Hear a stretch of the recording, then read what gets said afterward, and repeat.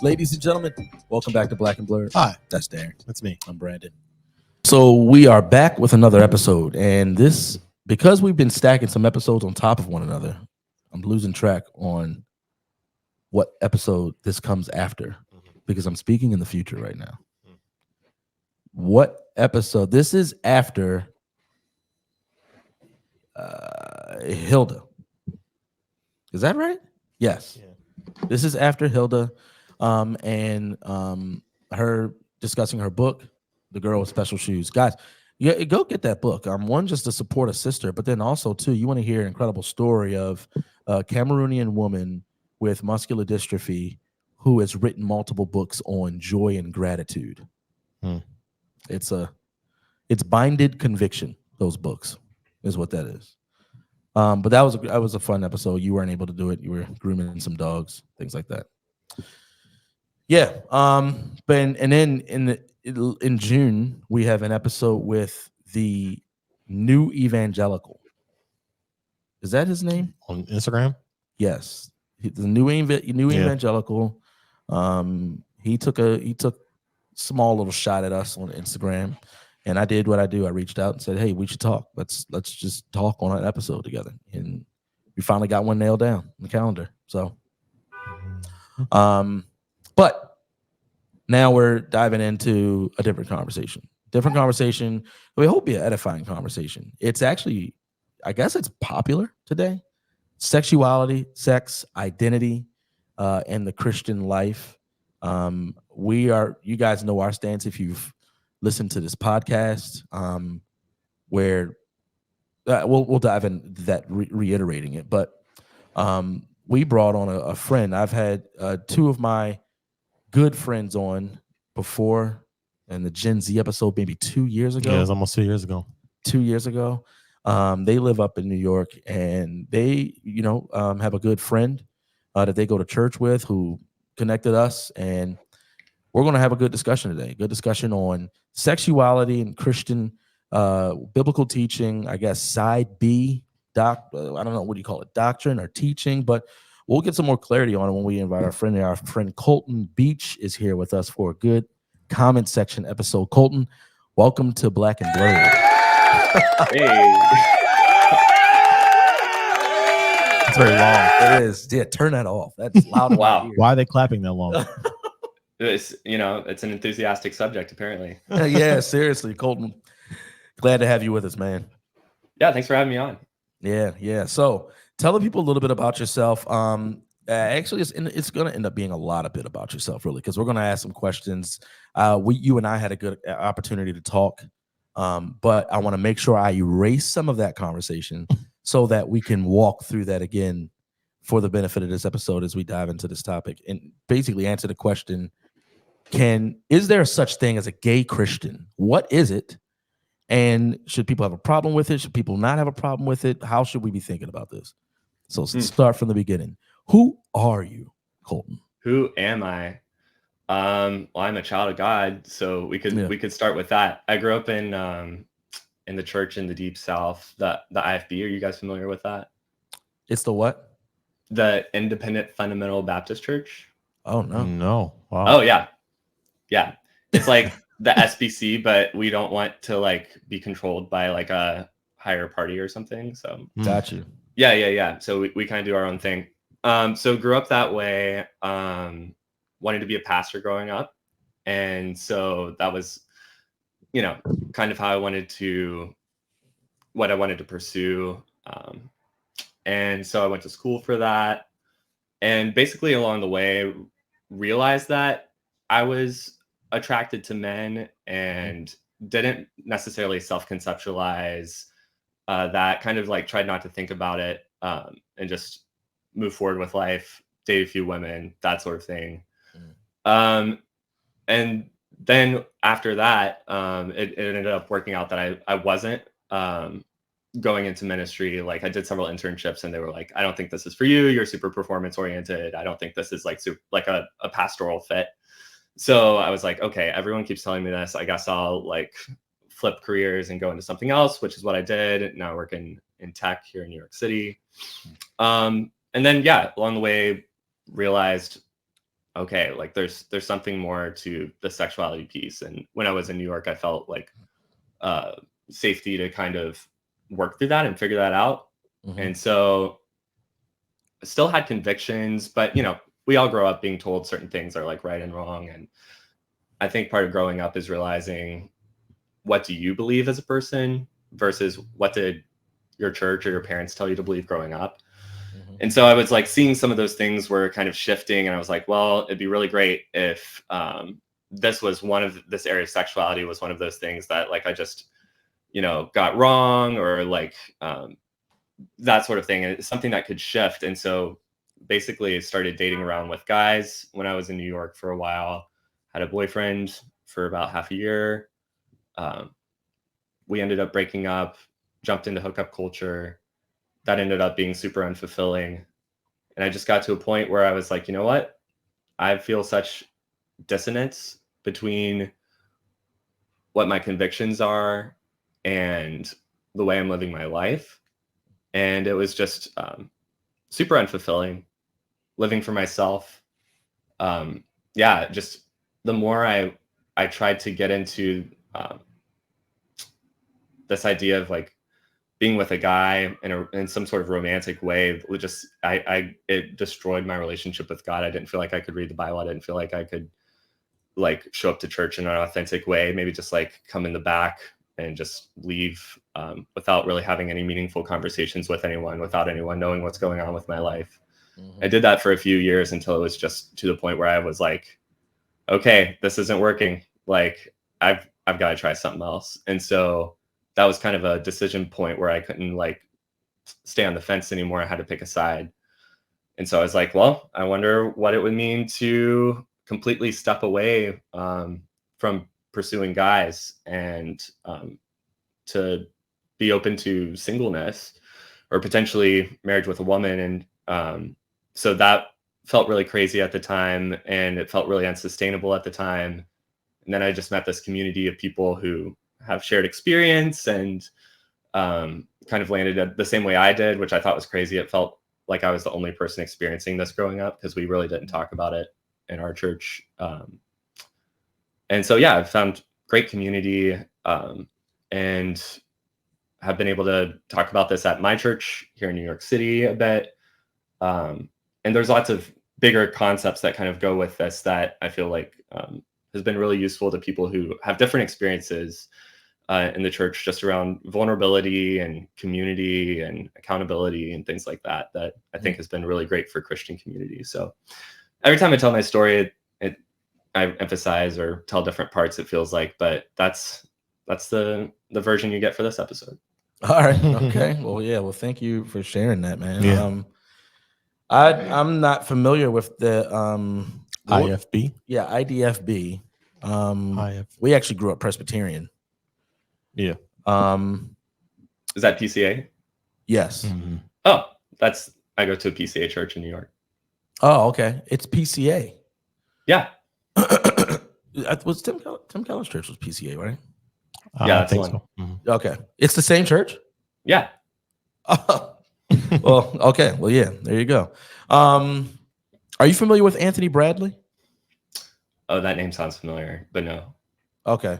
He's come through there a couple times. He's written some books. He was a friend and mentor of mine when I was younger. Oh, cool. But he's I think he's a professor at King's College now. But okay, so I'm in this, I want to get some clarification. Yeah. As you are having this like light bulb moment, it seems like you said certain things aren't fulfilling. I think all of us who are in Christ can look into the things we chase in this world and have come to that same conclusion that it is not fulfilling. Was that the simultaneous time when you then said Jesus is the fulfillment?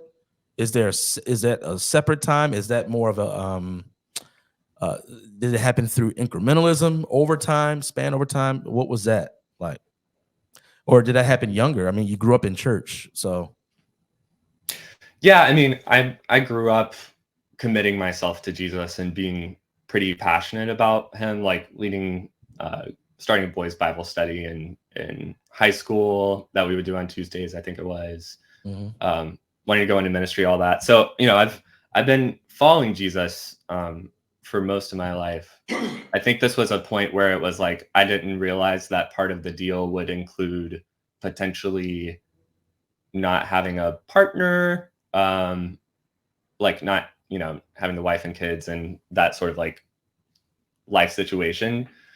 And I think that was really difficult for me because it's like I think I was looking to that for fulfillment and happiness, and still kind of struggle with feeling like I could be more fulfilled or more happy if I had a partner, sort of thing. But yeah, I think it really was a decision of like, okay, Jesus, if my convictions and my understanding of the way the Bible talks about the subject of sexuality are true, then let's try this, you know? And so, yeah, it was a point of me kind of a recommitment to Jesus and being like, yeah, I've kind of walked away.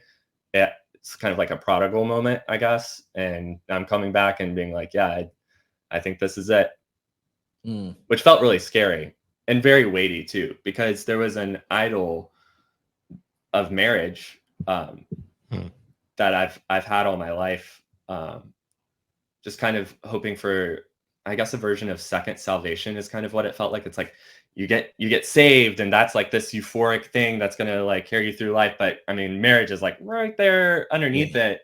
And it's like, okay, cool. I believe that. And like, I love Disney and I like happily ever after. And I like all this other stuff. So this idea of like, oh, you're going to die alone, like that doesn't necessarily sound like super life-giving or fun or something I would choose for myself. So yeah, it's a difficult, it was a weighty and difficult decision to make, but it's a decision of trust. And I feel like there's lots of times in the Bible where God or Jesus specifically was asking someone to give up the thing that mattered to them the most. You think of the rich young ruler who wanted to follow God, much like I did.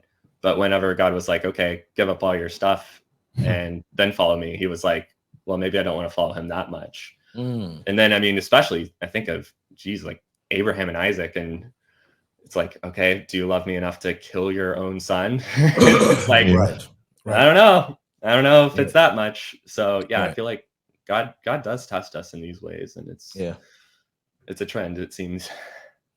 Oh yeah, most certainly. So for the listeners, because I want to make sure we spend a lot of time on what we want to talk about. Yeah. For the listeners, you are a professing believer. Yeah. You claim that Jesus is Lord. What does that mean, that Jesus is Lord? It means that he basically is first place in your life. I don't know like a better way to say that, but it's like all things that are competing against him in your life, he has rulership over that. He has the ability to, what we just talked about. It's like kind of say, hey, do you love me more than this? You know, am I Lord over all in your life? And anything that takes that place is basically the definition of an idol. Yeah. So, and it's for that very reason that you are like, when it comes down to these desires that I have as a same-sex attracted man, I'm not acting on them. If that means a life of celibacy and non-marriage, Christ, you're worth it. That's your declaration. Yep. Well, that's honorable. And I think the lie in the loneliness thing is that a Christian could ever be lonely. Yeah. A Christian is never lonely. Never. Now, obviously, you can obviously do the, what is it? What's the opposite of silver lining? That poop. What's the opposite of silver lining? Well, whatever the anti-silver lining is, I with know that. that eternally, theologically, I know I'm not alone, but I'm physically still alone. But I think God even aids us and comforts us in that as well. Yeah. But what we want to talk about is the language of it. I mean, I told you this in our conversation. I am not a scholar of the side A versus side B. I don't know, views of Christianity, side A being 100% affirming of homosexual lifestyle, correct? And whilst being a Christian, one would say. Is that correct? Am I representing that correct? And side B is saying, no, we do not condone that. We hold to a biblical view of marriage. However, I recognize myself to be a gay Christian, a same-sex attracted Christian. Is that correct? What am I leaving out? Sure. Yeah, I think that's good. I think people who hold to what's been labeled like the affirming view or the side A view would also say that their view is biblical. But yeah, they would say God is, blesses same-sex sex, same-sex marriage. People, then there's all sorts of like sides that fall under non-affirming theology, and that's not non-affirming people, but non-affirming of same-sex marriage. Or same-sex sex. And so for side B people, it would be more under the lines of, God does not bless same-sex sex, same-sex lust, same-sex marriage, any kind of lust, to be honest. Yeah. But yet this is my day-to-day experience is, being attracted to the same sex. Right.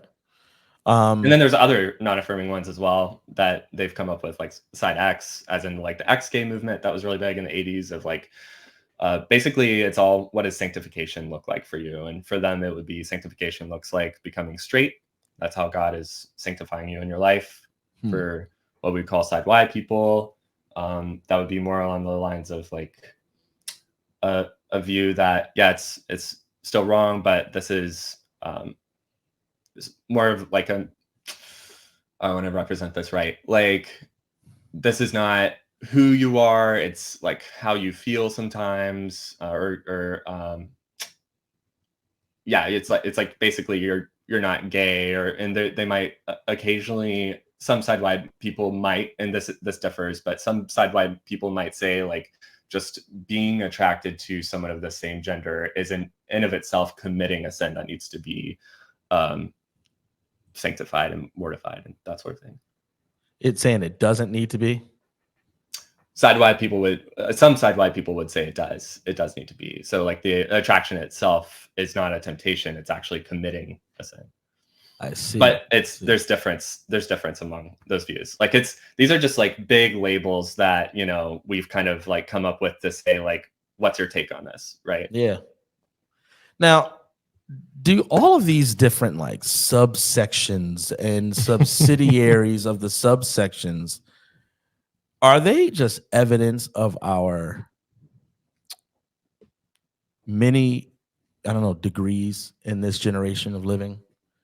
I mean that like it I don't mean that in a positive way. Like, and not just this conversation, but there seems like there's a trend of convolution and different topics that could seem simple when it comes down to a certain perspective. I think about John Lennox in a conversation with an atheist and all the different arguments that atheists come up with when it comes down to understanding things. And John Lennox would say that, you get to a picture of a house, and the house has boiling water in it, and you ask the atheist, why is the house have boiling water in it? And then they'll come up with all these theories, and then it'll come down to the boiling temperature of water and how the fire got there. Meanwhile, on the other side of simplicity, the answer could be the homeowner wanted some tea. And then the conversation's over, Now, people might not be satisfied with that answer, but it's still the answer. And so I think about that when it comes down to understanding us. I mean, does this seem overdone to you, or do all these sides seem to bring clarity to something? Yeah, I mean, if people know side language, I think it's really helpful, because I don't have to like explain myself in detail to someone. I can just be like, I'm side B, and they're like, oh, okay, I know what you mean, I'm side Y or whatever. And so it's just kind of like a shorthand. And yeah, I think Christians are really good at having different approaches to everything and are kind of notorious for that. So it seems like a very Christian thing. I mean, it's like baptism, everything. It's like everyone has their opinions and perspectives and their own, mix of beliefs and convictions on all these things. So yeah, it seems to fit the bill. It's true. So, all right. So, okay. So what would you say the side B argument is? Like, what is it all about? Why fight for it? Like, if I'm somebody who hears side B and I'm like, no, I disagree. Why would Yeah. that proponent of side B want to change my mind? Oh, I don't necessarily feel like I want to like change anyone's mind about it necessarily, but Mhm. I'm glad to like share my own view. And I think a lot of people who hold some of these other side views are like really respectable brothers and sisters in Christ who are Uh-huh. like basically walking the same exact walk that I'm walking. I mean, I would say, especially for like a side B and a side Y person, like someone who's like, oh, I struggle with same-sex attraction, or someone who's like, I'm gay. Either of those, both of those people are having the same daily experience of being attracted to the same gender. They're both in submission to what they believe is the historic biblical sexual ethic, like you mentioned. And they both need like the community and the support and the accountability in order to live this out, like you mentioned as well, like to avoid that loneliness that can often creep in. And they're using the approach that they're using because they feel like that's the most helpful for them in the way they understand themselves and the Bible and sanctification or all these other things. So I think there's actually a lot of parity between people on these different sides. And so I definitely don't want it to seem like I'm here to like change everyone's mind and everyone should be like, oh yeah, side B is the answer or whatever. But that's definitely like an easy way for me to say like, this is how I view myself through this. Sort of. Yeah. Which is as a gay Christian, that's how you view yourself. Well, mainly as a Christian, I think that's my core identity. But yeah, I'm gay as well. I think well, so I'm going to just fire off questions unless Darren interrupts me with questions as well, because I feel like the conversation only exists to acknowledge the gay part, right? Or is there something else?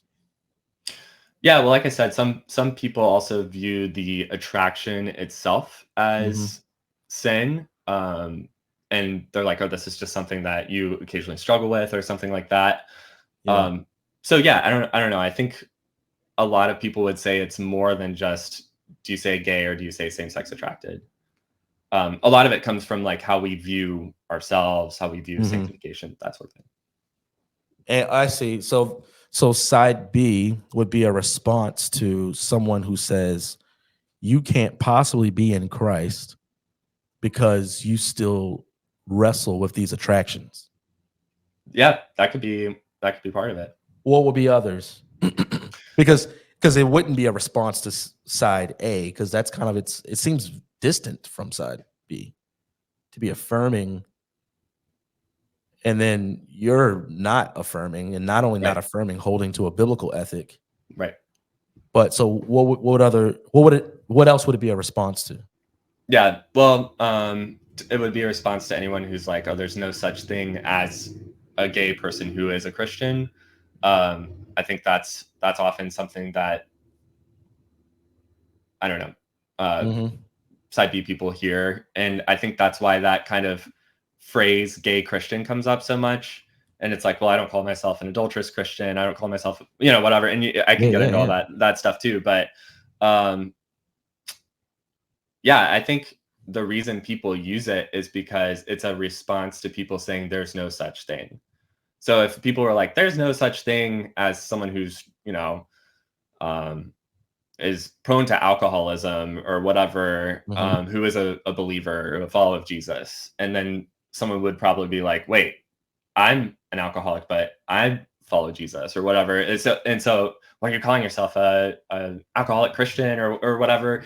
So I don't know. It seems like it's a response to people saying there's no such thing. And then whenever people are like, oh, well, I'm a gay Christian. It's like, well, why are you saying that you're a gay Christian? Why can't you just say you're a Christian? It's like, well, I would actually prefer to do that. Like I am just, I am a Christian. Interesting. So, well, you know what I'm thinking about? I'm thinking about the way Black Americans carry themselves when they're conservative. Like we're conservative, but you got, you have so many others who are conservative, and what they're used to hearing is that that's oxymoronic, Black conservative, which is asinine. I mean, that makes no sense. But still, that's just a pop culture thing. that if you are black and conservative, then you are an oxymoron. So it forces you into having to say, I'm a black conservative. Correct. Yeah. It either in seriousness or in jest. Mhm. Maybe jest, maybe not jest, but in Being facetious. yeah. Trying to take a Yeah. jab at the fact that people have waved off this possibility that black Americans could have conservative values. Right. Well, it's Um, because they take just a little piece of what's true of you, and then they make all these assumptions based off of it, right? Yeah, So correct. right. So if you're black, that must mean you believe this. It must mean that you hold to these politics, these religious beliefs, these this and that. And people do that to people who are gay as well. It's like, oh well, we know like what politics that they support, we know what they feel about religion and God and all these other things. But it's like, well, this, yeah, it's true, but it's also it's not the monolith that you're saying it is. And so I feel like a lot of it is just having to introduce nuance of like, you really don't know that much about someone if you just know this one piece. You can stereotype, but that doesn't necessarily mean that you're on the money all the time, right? Right. Yeah, right. Now, this conversation, I mean, there are so many, especially in today's society, that have exalted homosexuality for the sake of homosexuality exaltation, right? So even if it is a side B conversation entering the chat room is full. And so people on the outside are looking, and the only thing that's linking everything in the chat is this gay word, right? I mean, as a third party who's late to the conversation, that's the way I feel, where it's like, okay, if I'm walking and I see all these people who have arguments rooted in the conversation of sexuality, and then there's this sliver of people who their only existence in this room is so that people can recognize that they love Jesus. Why are you in the room? I'm just, I'm just, I don't know if I'm even asking that right. I think Go you ahead. said that great. Yeah.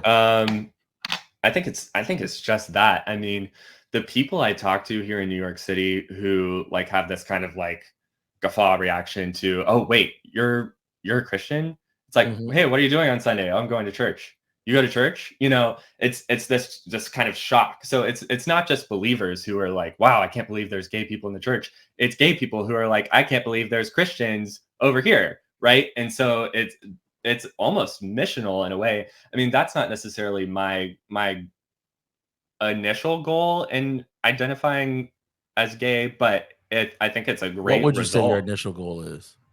So I grew up in, the Baptist church, and we were taught to tell the truth, even when it's uncomfortable, or even when it's difficult. I mean, you think about like a lot of what's happening in the trans conversation in conservative churches. It's all about like, hey, I'm sorry that this is your experience, but like you're a he, him, like you were born male, that's who you are, and all this other stuff. I'm sorry that's uncomfortable, but this is the capital T truth.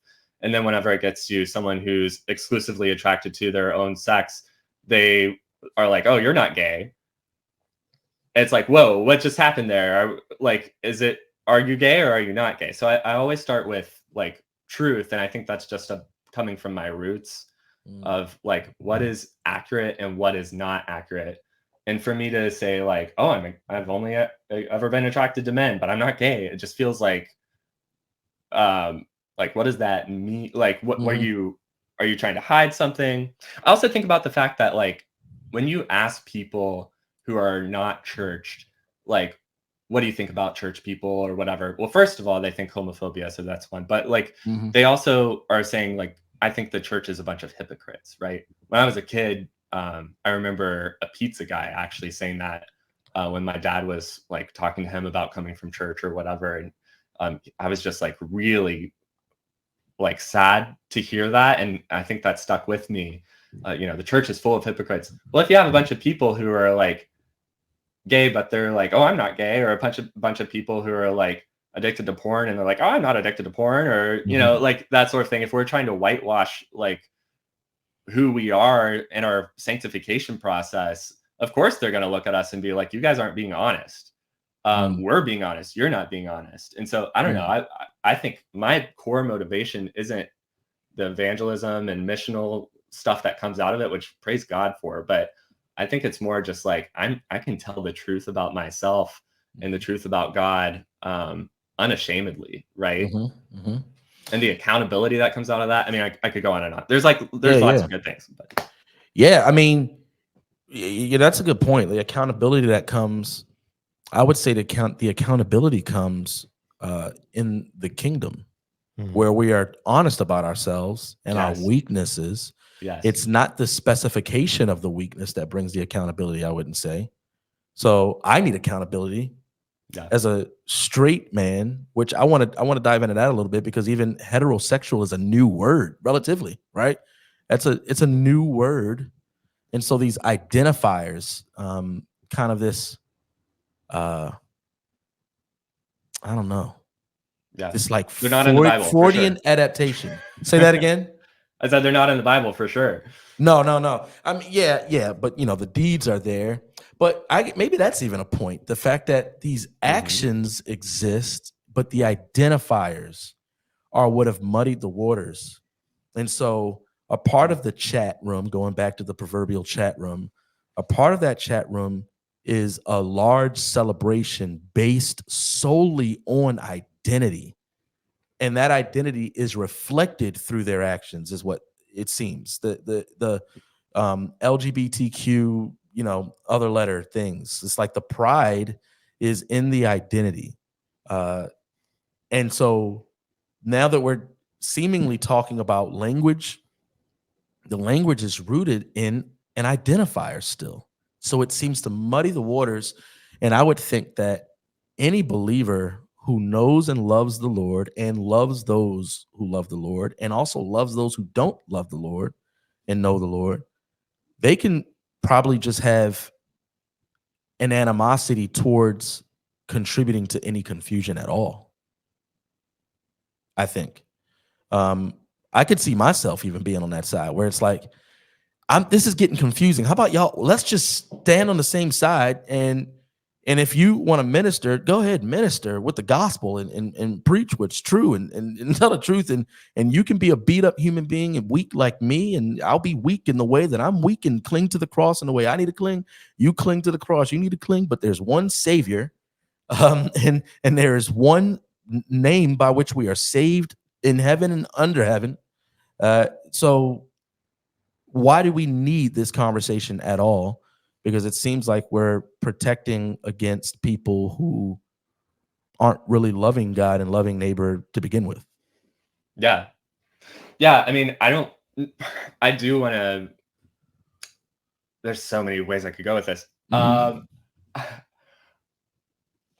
not necessarily like calling myself gay once again to like protect anyone or to like kowtow to anyone.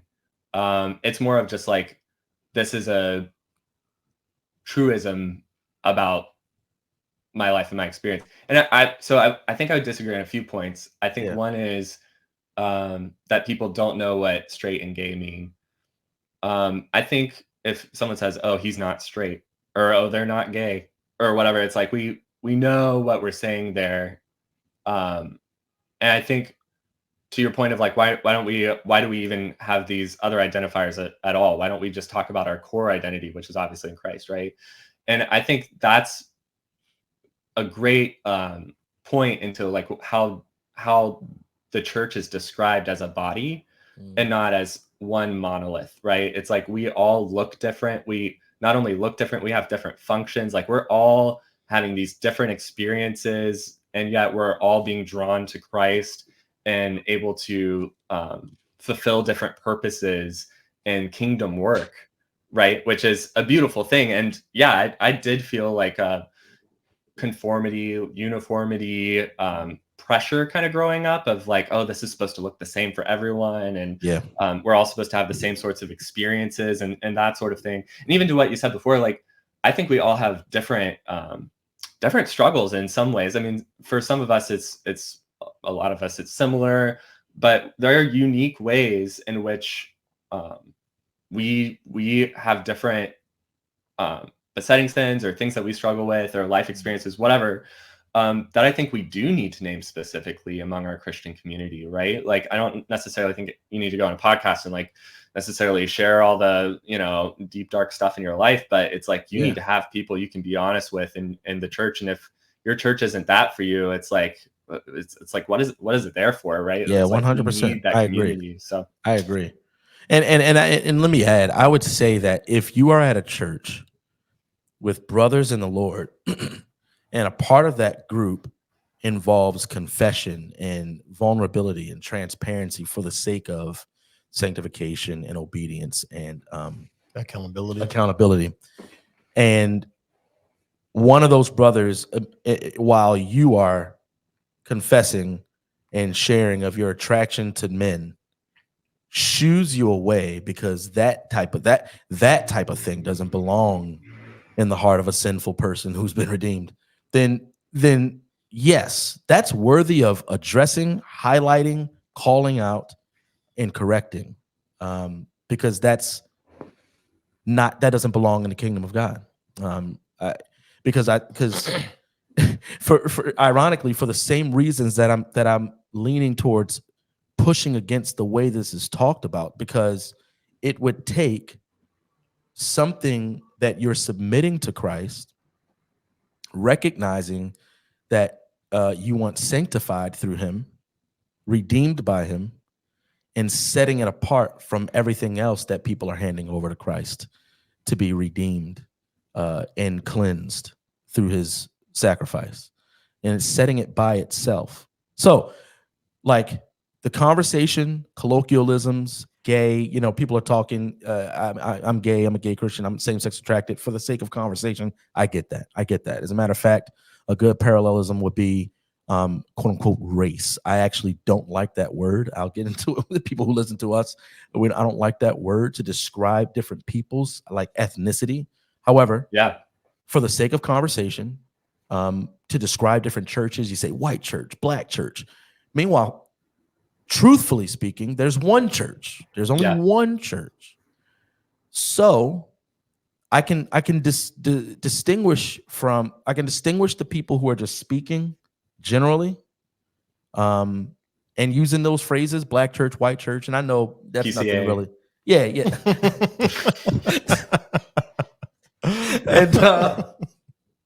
And I don't really need to pause and stop them and say, there's actually only one. I don't need to do that. It's just, this is just conversation. It's for the sake of conversation. But then there are those who are writing books. Now the black church phrase is a didactic phrase, and it's used to teach something. If you crack open black church, there's a bunch of other stuff that falls out that's meant to be prescriptive to people. And what has happened as a result of this convoluted obfuscating of what it means to even be black has been a lot of division in the church. And at the end of that, I would say, if I could press rewind, the moment somebody starts talking about black church, I'm going to want to pause and say, what do you mean? Because there's one church.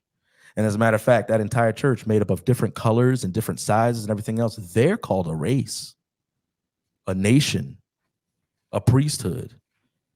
So that's the truth I'm dwelling in. And so when it comes down to this, it's kind of that same sentiment where, colloquially speaking, okay, I get it. We're just describing things. But now I want to talk about the many books and the different prescriptive ways that are, I don't know, for lack of a better word, could sow seeds of division. As a believer, and kind of like you shared, if somebody is coming to me and on a completely different spectrum than us, all of us here, is saying, hey, I affirm homosexual marriage and the Lord affirms it, the scriptures affirm it, I'm going to be like, well, let's just sit and open the Bible, and this is a loving challenge. I'm not I disagree with you wholeheartedly. I have passages that I'll point to, and meanwhile, I've read books that are non-affirming. They would side with me, but they would also jump down my throat for having pointed them to certain passages. You get what I'm saying? They're like, hey, don't use these passages. That's not loving. Or they use phrases like clobber passages. And I'm like, well, where did that phrase come from? What is a clobber passage? Do you get what I mean? Sure. Yeah. So I feel like the conversation's existence makes room for that type of confusion and division. What do you, I mean, you disagree with that, but I want to hear your thoughts on that. Yeah, I mean, I think just like we were saying, oh, I went to IFB church and then I, went to a PCA church, and you go to a PCA church. It's like, well, yeah, you're right. Like the larger truth there is it's all the church, right? It's all one thing. And so is that to say there's no use or value to the fact that we're like giving some context here for like what specifically we're talking about? I think there's a lot of use in that. Like, just by you saying that, like I go through like this whole list of like, okay, I can know kind of like I can place you, right? That sort of thing. And I think that's super useful. And yeah, I find that same use whenever it comes to this. And like I said before, like if there's someone who is in my same exact life experience and they're like, you know what, it's helpful for my spiritual growth, in my accountability, for me to say I struggle with same-sex attraction. Great. I support that. Like, I'm not over here like, you need to read these side B articles and podcasts and books and stuff like that. It's like, yeah, like, great. I support that. Yeah, I would say probably a lot of people in my church, who share my experience would say the same thing. Like, we're on the same support team how, here, right? As far as you saying, I point you to Christ no matter what. Or what were you saying? You said you support that. Oh, yeah. I mean, I'm just saying, like, yeah, I call myself gay, and someone else might call themselves same-sex attracted or struggling with same-sex attraction. I'm like, yeah, like we're doing the same thing. Like, what if through something you just said, I was like, oh my God, you're right. Like, I shouldn't be calling myself gay. I'm gonna say I am same-sex attracted. It's like, okay, well, when I wake up tomorrow, my whole day and my like experience it's all going to be the same, and I'm going to have the same goal of like loving and sacrificially following Jesus, right? So, and in a way, yeah, it is kind of like not a hill worth dying on in some senses. Just like if someone's like, oh, I'm not super Calvinist, I'm like, great, cool, like, Yeah.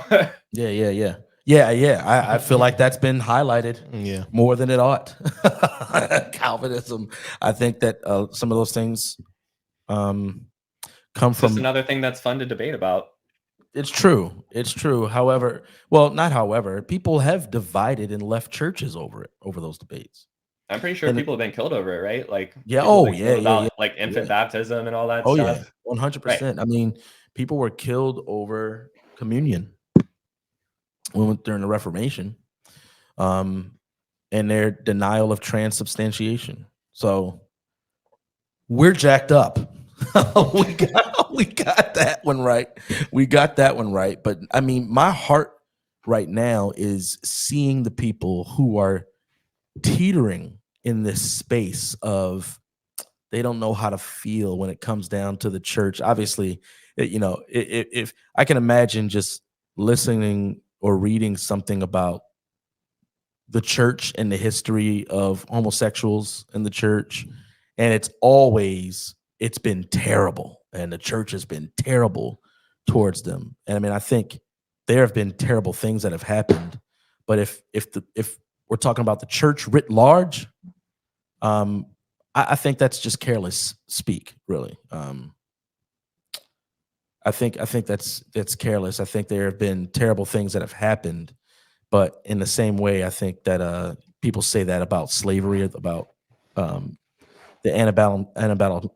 antebellum South. Meanwhile, when you look at the leading proponents of slavery abolishment and the abolitionist movement, it's Christians. So it's the church that fought that battle, right? So I think the language is just careless and it's unfair, but it's easy. I think it's low-hanging fruit to say the church has been disgusting towards these people. And look, we're a bunch of disgusting people who need to be washed. So no need to fight that battle. But I say that to say, I can just see someone being swayed towards moving away from a biblical ethic of the view of marriage and sexuality because they're so disgusted by the church. You know, the familiarity breeds contempt. And we've seen it. I've seen it. I don't know what these people are reading, but I feel like you're a unicorn. I mean, and by unicorn, maybe not a unicorn at all. You are a man who recognizes his sin and his need for a savior and has submitted himself to that savior in every aspect of himself. That's a Christian. Yeah. Let's go eat. There's nothing else we need to talk about. I'm a Christian unicorn. There's a gay joke in there somewhere. I think back to what you're saying too, of like, oh, like the church. What were you saying? The church hasn't really hurt gay people as much as people are claiming. No. I'm not saying that. I just think that the way that we talk about the church in anything, that it's always ubiquitous. That the church is terrible or has been terrible about this thing, and I don't think we don't care to think well about the church's response to these things, or what we even mean by the church. We probably think headlines. We probably think, for majority of time when people are talking about gay or when they're talking about just disgustingness, period, people had Westboro Baptist Church in their minds, and that's not the church at all. Sure. Yeah. So go ahead.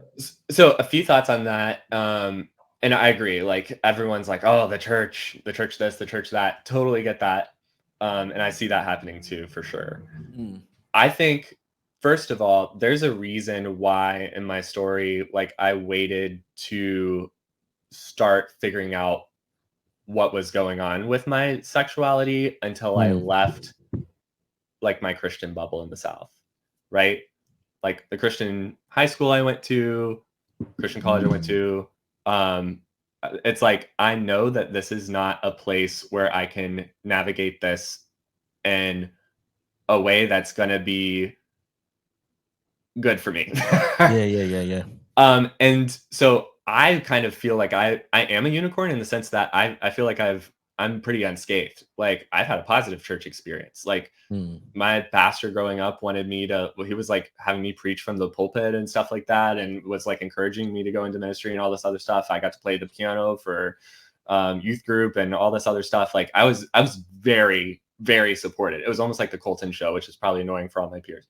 But when I look at when I joined recently, kind of this community of other people who are like trying to follow God in this very seemingly niche path, right? I think my biggest shock, and I tell this to people a lot, is like how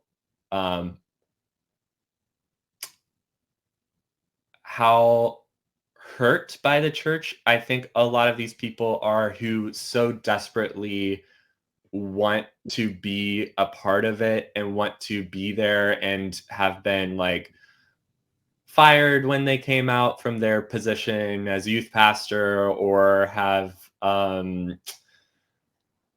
just like had things said to them, or kind of like there's these prominent speakers telling people like, go back in the closet, like just don't talk about these sorts of things. Like we don't want to hear it. We don't want to hear about your mess. Like just stop talking about it as our solution.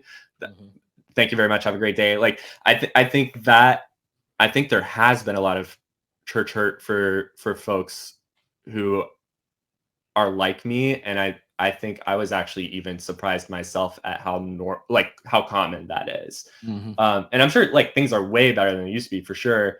The path for most people who grow up and realize, oh wait, I'm attracted to the same sex, the path is basically to keep that to yourself and to find a beard, someone who's gonna like someone you can marry to cover up the fact that you're attracted to the same sex, and then basically silently carry that with you until you die.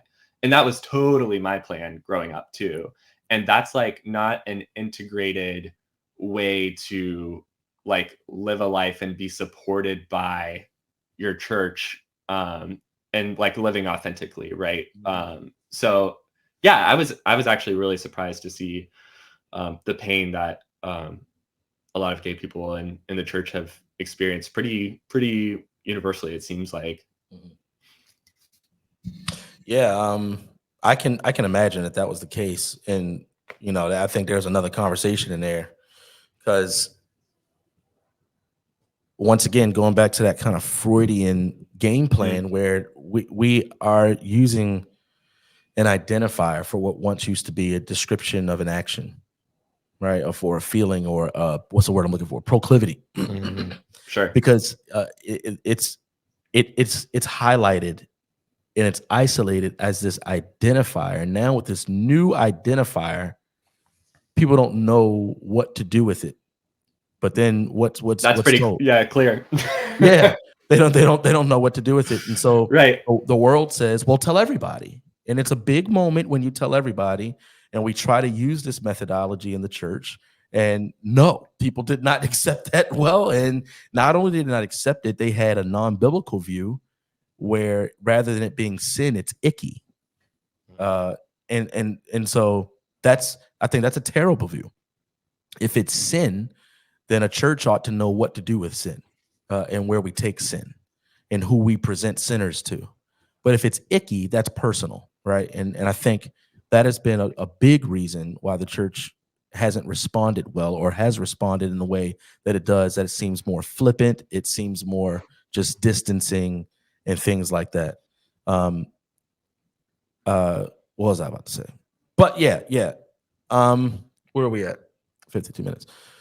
What do you think about that? Let me get your thoughts on that. What do you think about the fact that people respond to it based off of the fact that they think it's nasty versus it being sin?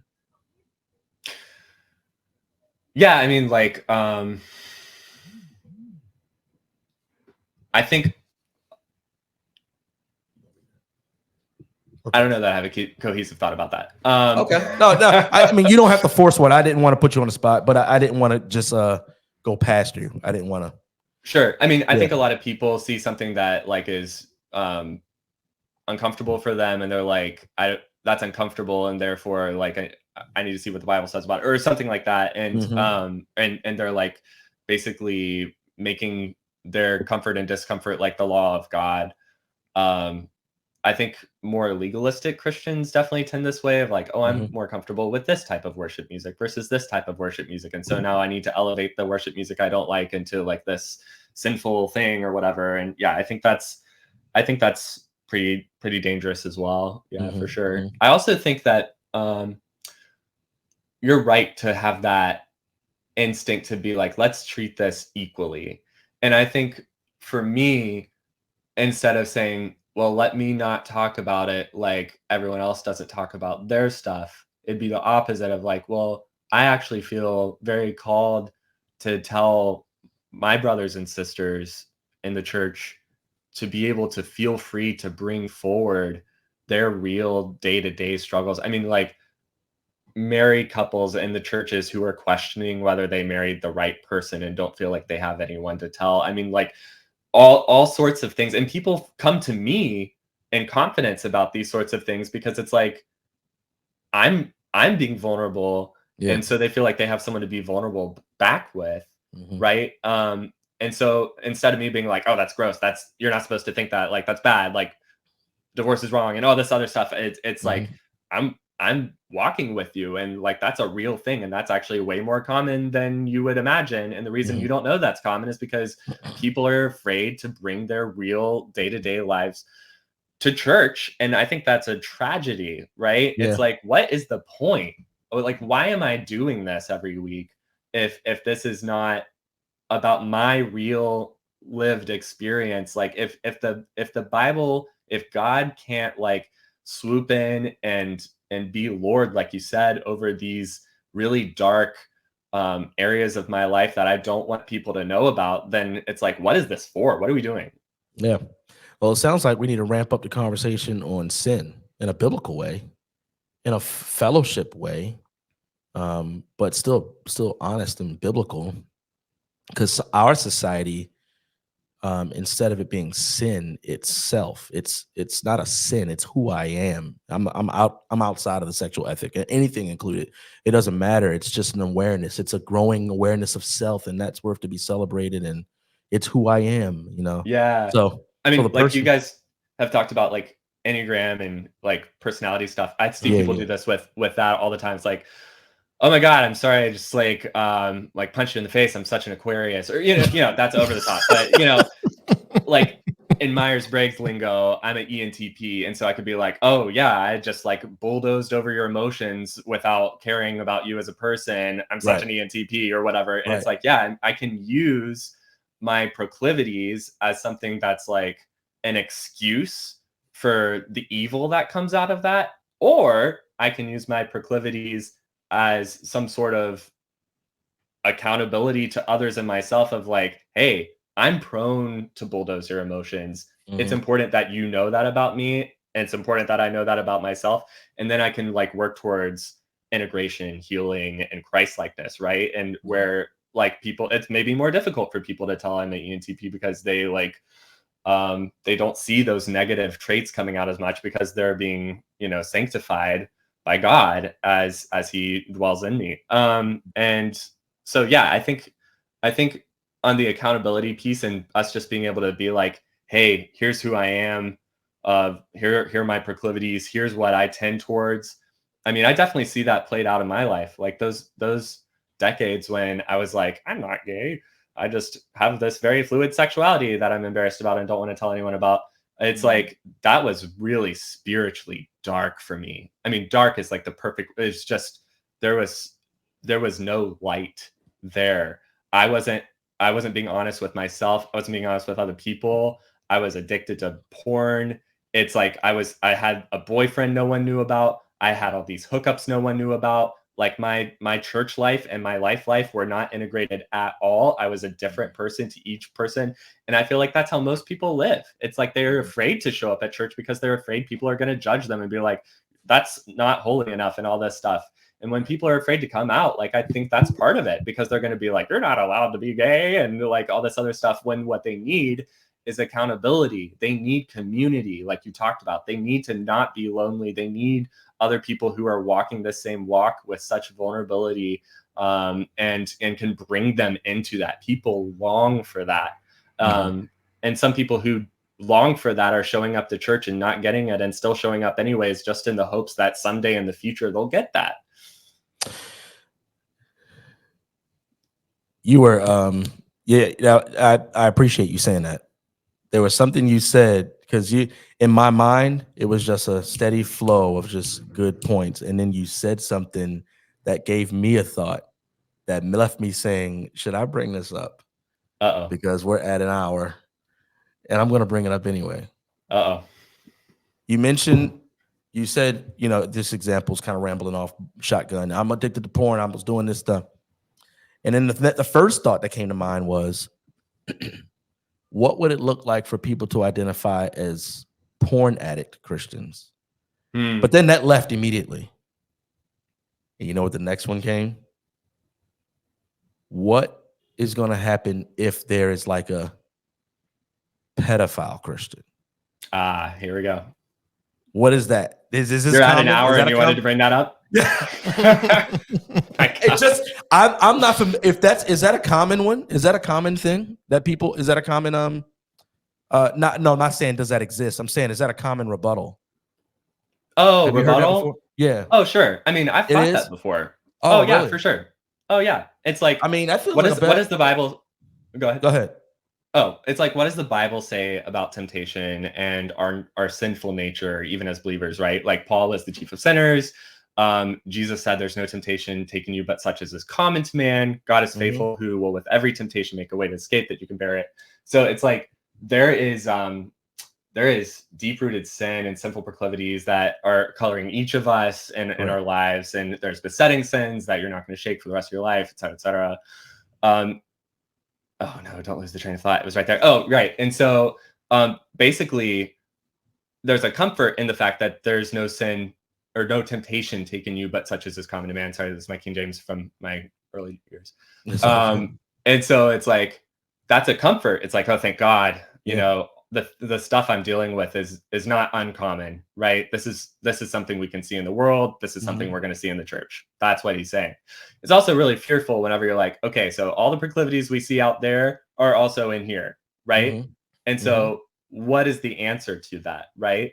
if someone is attracted to minors, is sexually attracted to kids, it's like, what do you want the biblical or pastoral response to that to be? Do you want it to be, please don't talk about it, we just want you to keep that to yourself and continue working in our kids ministry? Or do you want it to be, you need accountability for this? Yeah, you can laugh.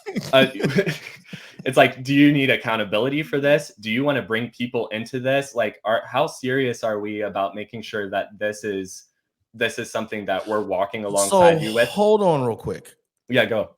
Everything you're saying, I agree with, but you are walking through kind of a church. You're walking through a biblical model of a healthy church and the way we deal with sin and a healthy view of sin. I just want to stay at the surface of the identifier. Is that healthy that someone would identify as such? As like a pedophile Christian? Like, look, this is a battle I have. This is who I am. Now, having that battle and identifying it, I think that's why there's so many talking heads on this subject, right? I mean, because the passages I'm looking at when you're going through passages, I'm thinking about Paul and Corinthians, 2 Corinthians. From now on, therefore, we regard no one according to the flesh. Even though we once regarded him according to the flesh, we regard him thus no longer. Christ is. If anyone is in Christ, he is a new creation. The old has passed away, behold, the new has come. And it seems like that kind of poops on that a little bit when not at all. Things like porn is gone. You're not a porn addict, right? That's not a part. Why does that not make the cut? How come that didn't make the cut?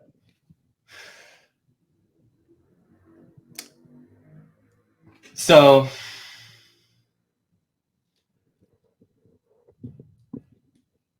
you're asking like why don't we want someone to identify with this? Yeah. And why are we not porn addict Christians? Yeah. Well, once again, I think saying gay Christian is just a response to saying that there's no such thing as a right. There is that part. But so yeah, I think if someone is attracted to their own gender, yeah, they have freedom in the way that they self-identify or whatever, and they should do what's helpful to them. But for the Christian, our identity ought to be conformed to the one who gave us the identity, right? That's where my last train went. We'll pull it back into the station. Where's the caboose at? Yeah, we found it. So that's the difference in me continuing and like pursuing a guy or not, right? Mm-hmm. It's like old things are passed away, behold, all things are become new. Like this is a different version of what my life could look like compared to what I was pursuing before, right? But I'm still me. And so I am a new creature, right? There's a verse that is talking about attraction to the same gender and actually like having same-sex sex. It's like God gave them up to their debased desires. I don't feel like God Romans ever 1. did give me up to that. Thank you. Appreciate that. Yeah. I don't feel like God did ever give me up to that. I could not shake the conviction about this. I was never free to live that out, right? And I feel like that's what we need to do with anyone who's noticing a proclivity in your life. Like not talking about the proclivity that is like totally taking up your spiritual space and fighting against you having communion with God and other Christians. Like that doesn't make it go away. And I mean, if you talk about Alcoholics Anonymous, it's like they'll say even after you're sober for like 5-10 years, you still need to have this self-identity as like, I am an alcoholic, so that, you know, once you're like, oh, I think I'm fine, I think I don't struggle with this anymore, and then you have a bad day and you're going straight back to it, it's like, okay, well, you've relapsed now, right? And it's this like wrong self-identity. I mean, and it is confusing to be sure. It's like I'm a new creature, and yet I still have these temptations, and like they're not going away. Like what does sanctification look like for me? Well, I don't think it looks like me becoming any less gay. I think it looks like me becoming a lot more obedient. And I think that's true for everyone across the board. Yeah, I would agree with that. That's wait, you said it's not becoming less gay, it's becoming more obedient. Is that what you said? That's it. Okay. gonna have to mull that one over a bit. I'm gonna mull that one over. We'll do round 2. Yeah, we'll Next time. we will do. I think about the result. A result of the gospel is that there is no Jew, no Greek, no male, no female. Right. And that's a theological statement. He's not saying, hey, if you say sir to somebody, you're gonna get slapped up because there is no male. No, that's right. Obviously. So on that surface part where you're talking about as far as the communication, sake of the conversation, even as sort of a societal clapback to the people who say that this can't exist. I get that. But when it comes down to this teaching, the teachings that are happening, the books, and as a sort of a, I don't know, some seems to be beckoning the church to adopt this as the way that we talk about things, rather than be aware of the fact that we've had a lot of more flippant, less faithful responses to brothers and sisters, or those who aren't brothers and sisters, but we can share the gospel with. We need to be more faithful in that approach, rather than adopting so much of this language. This is the and I don't know. I feel like we are at the same place with different viewpoints. Sure. I feel like that's where we are. Sure. And I hope we've like modeled that well too for your audience, like of showing like love and compassion. Like I was just listening to a podcast today. No, it was a video of someone who was speaking into the faith and sexuality topic, and they were saying basically like now that like the culture war is in full force, essentially we can't be kind anymore, right? And I just think that's so unbiblical. And it's like God didn't just command us to be kind.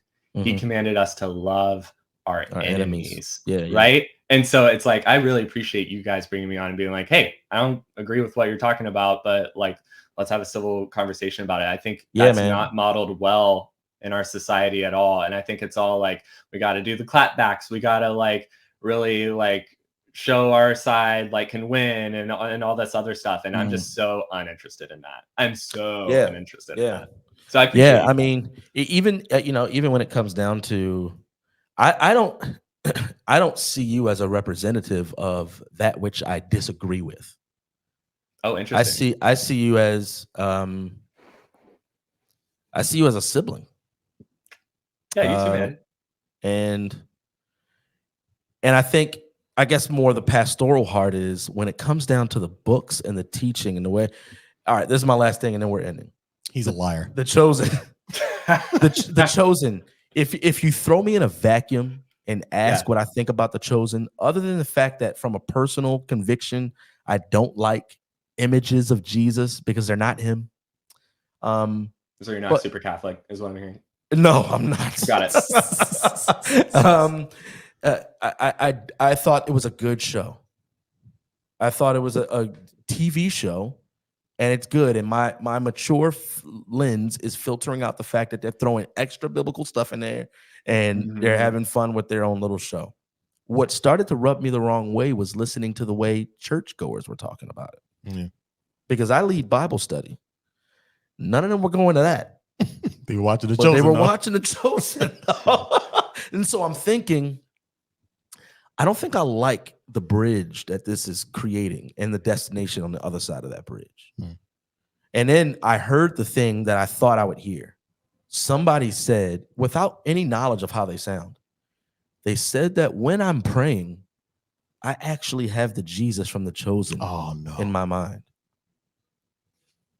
So it's kind of this weird thing where I'm like, I care about the direction, language, and mode takes people. I care about that. And so that's what my concern with this is. Or I guess, I've been listening. Yeah. But yeah, I guess in summary, my take to close would be that I would just be very intentional about sharing with new believers who you believe God is. I guess because my heart would be for the new believer or for a person who is gay and acting on it. Like, oh, he's one of us. He's the same as me. Mm-hmm. And it's important that you say, no, I'm not. I'm not the same as you. Because it's a weird thing that like straight people don't have to do, right? It's like I don't have to be like, oh, I'm straight, but hey, I'm not sleeping with my girlfriend before marriage, so don't think that of me or whatever. It's like so ironic you just said that. Oh, go for it. We do. So real quick, did you finish it? Well, shut up. Shut up. Shut your mouth. These pastors, man. I'm sorry, I shouldn't have interrupted. He did it. That's Colton's fault. I'm gonna let you finish, but I'm gonna take blame for that. I got a word. That's Colton's fault. So really quickly, the young man that I met with today, his failures are of sexual nature, substance nature, that type of stuff. And so that's where, like, when I'm listening to you, Colton, talk, I'm listening to you, and where that bridge, because of your weaknesses and your struggles, that creates a bridge from you to a non-believer. But that's just what Christians do, man. There is no special category for you. That's what a believer does, and that's what the Lord does. He calls people out of darkness into his marvelous light, so that people can see the scars on you that they have, but you're glowing. What's going on here? That's interesting. And I'm thinking you don't need anything more from that, because I get to talk about my weaknesses when I was his age and the things that I failed at when I was his age. And that's what connects us, because like what Darren said, I'm not like you anymore. The things you love, I don't love anymore. That's what you and I are both doing. My camera's here. That's what you and I are both doing. And so it's that beauty that makes me want to say, it doesn't need to be touched when it comes down to the level of. I mean, I want to be clear. The only reason I make that example is because of the heightened acceptability of like progressive. That's what I mean. Liberal movement. Yeah, it gets muddied. It can get confusing, and for some reason, one of the most loudly touted tenets of the progressive church is sexuality. Yeah. And so that's the only reason why I bring up sexuality in general. But I think that's true for anything. There's some things that there's friends that I don't have anymore, not because we argued and we fought. It's like, no, I'm not like you anymore. Yeah. We just we're not the same. And sometimes I have to tell them that. It's like, hey, you see me and drink some scotch, but I'm not going drinking with you. It's true. I don't want Jack and Coke, you gross person. And so that's like, we're not the same person anymore. We're different. We're new creation. He mixes your scotch with some Coke. Yeah, I'm sick. So this is where I see that we are similar outside of the faith. I'm going to talk practically. Our podcast exists because we have seen how obfuscated our skin colors and the conversations around them have been. And we took that and we lifted that in an umbrella to say that there are a lot of aspects about personhood that's really blurry. And scripture actually brings us clarity in a lot of things. And so there's a surface level relational fellowship aspect where our Black culture, a Black American culture, even our Black American Christian culture creates a lot of bridges for some people, who came out of terrible churches, shouting, pastors sleeping around, whatever, bunch of lip service, hypocritical, and that's beautiful. And I thank the Lord for making us the way that we are, that we would be able to have that bridge with people. But at the end of the day, we aren't Black Christians. We're Black. And what's so fascinating is that in glory, we won't be Black Christians, but we'll still have this skin. We'll be sons. We'll be children. And so I would probably, let me loosen up what I said earlier. I would say that on that first half, in the way that you described your relational piece with people, that it is a bridge, that you point people to the light of the Lord by sharing these scars, but you having healing, that's, I think that he glories in that and receives glory through that. Mhm. But when it comes down to the conversation at large, that's above all of us, the confusion and the potential blurriness of it gives me pause. I hope that was a good final thing. Was it? What, I'm done. I'm done. Yeah, 3 final things. Bye, Colton. Three No. final. 3 final Well things. done. Any last thoughts? Any last thoughts? We'll give you the last word. Sure, appreciate it. So yeah, I think I love what you said about that bridge building, and something that Tim Keller said about hiding your light. It's like let your light so shine before men, right? Mhm. That's sometimes just about not blurring anything, right? Like not hiding anything. When I'm hanging out with a gay friend and they're saying, hey, do you want to go to brunch on Sunday? And I'm like, no, I have church.